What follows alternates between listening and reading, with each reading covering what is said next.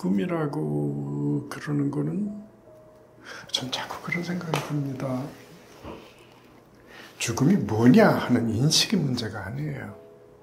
죽음이 뭐냐 하는 건 다양하게 얘기할 수 있어요. 문화라고 하는 현상으로 죽음에 대한 걸 이렇게 이해할 적에 우리가 유념해야 될 것은 문화는 기본적으로 다양합니다. 네. 요소가 많으니까요. 게다가 늘 변해요. 그러니까 문화는 다양하고 가변적입니다. 네. 그러니까 죽음이 뭐냐 하는 것도 시대 따라 달랐고요. 문화 따라 달랐어요. 그래서 기독교가 얘기하는 죽음관이 따로 있고 불교가 얘기하는 죽음관이 따로 있는 것도 결국 그런 거거든요.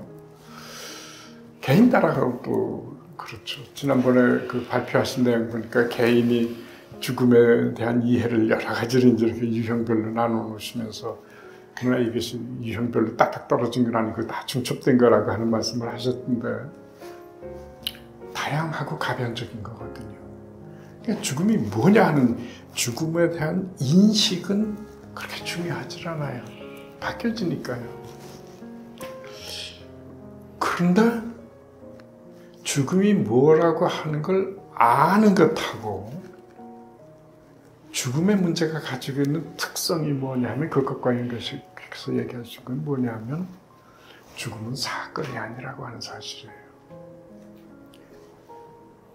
예측할 수 없었던 일이 일어난 것이 사건인데 죽음은 사건이 아니에요. 사실은요. 우리가 닥치는 죽음은 사건일 수 있지만 너무 자연스러운 현상이거든요.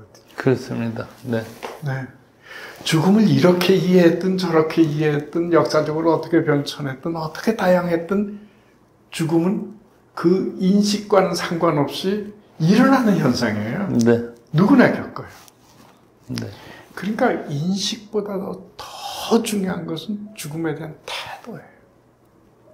인식과 태도는 늘 같이 가지 않아요.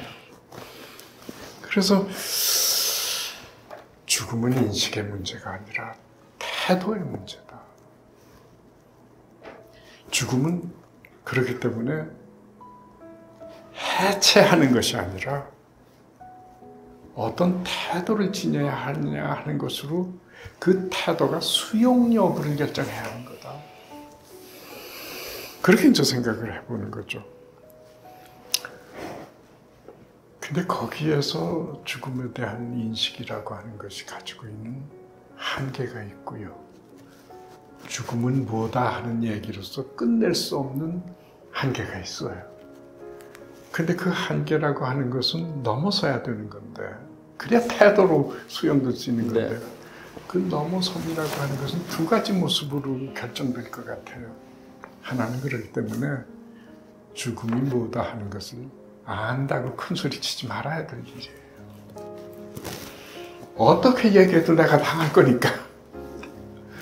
그러면 그때 이루어져야 되는 것은 글자 그대로 겸손한 태도예요. 겸허. 그거밖에 없어요. 겸손하게. 그 겸손 속에서 의미도 찾고 가치도 찾고 보람도 찾아야 돼요. 죽음은 뭐다는 인식에 더해서가 아니라 죽음을 수용해야 한다는 겸허한 태도 속에서 의미나 보람이나 이런 걸 찾아야 되는 것 같아요. 그걸 그 겸허함이라고 하는 것을 이제까지 가져온 전통적인 얘기를 한다면, 용어를 쓴다면 저는 신비라고 표현하고 싶거든요. 겸허하게 그걸 수용한다고 하는 것은 죽음은 신비스러운 거다 하는 그런 거예요. 그러니까 지금 우리가 현대사회 속에서 죽음과 부닥쳐서 얘기되는 여러 가지 걱정스러운 문제들을 극복하기 위해서는 어쩔 수 없이 그 속에 있기 때문에 나도 그런 경향성을 가지면서도 죽음은 신비스러운 거다. 죽음은 겸허한 태도로 수용해야 되는 거다 하는 그런 것을 가지고 있지 않으면 마찬가지 문제가 될 것 같아요. 그래서 이런 얘기를 해도 괜찮은지 모르겠는데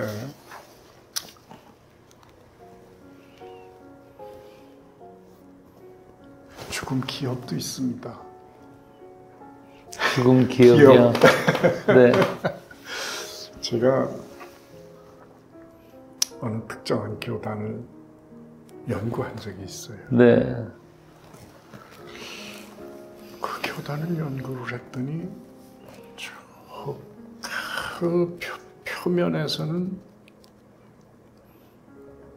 영의 구원이죠. 네.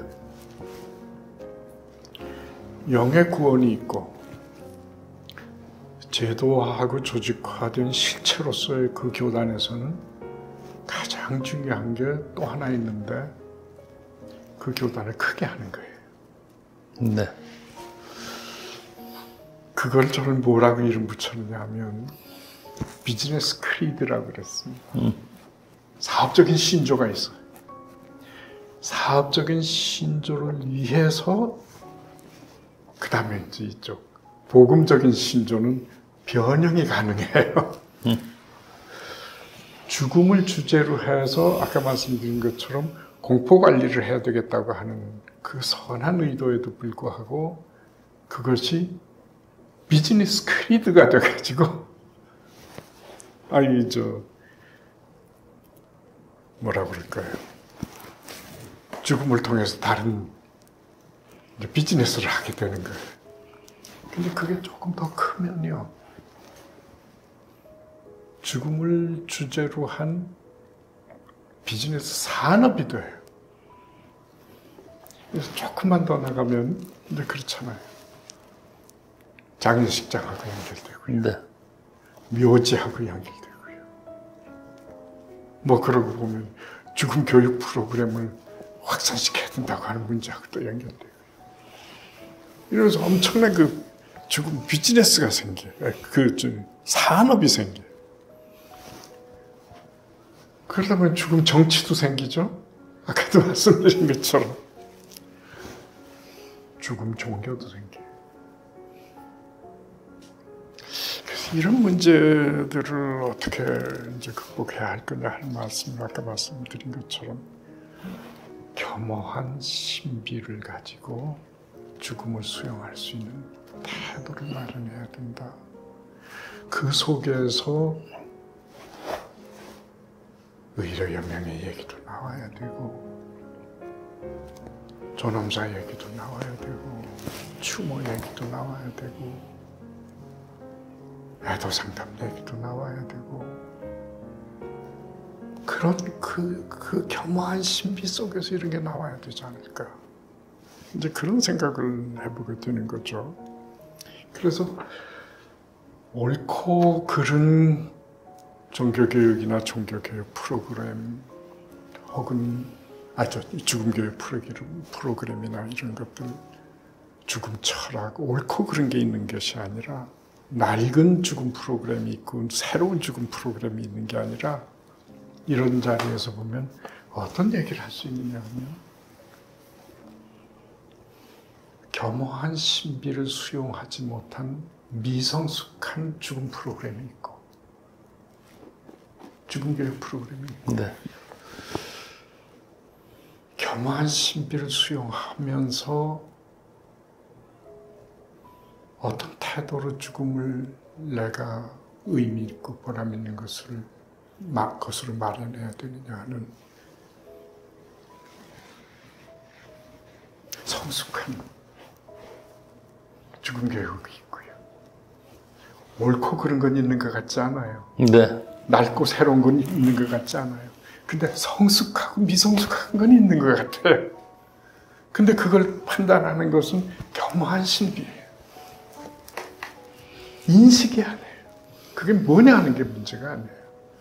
그런 걸 통해서 죽음 문화가 다듬어질 적에 우리는 세상이 어떻든 그걸 아까 말씀드린 대로 죽음 기업이다 뭐다 고약한 말을 했습니다만 이런 걸 넘어설 수 있지 않을까.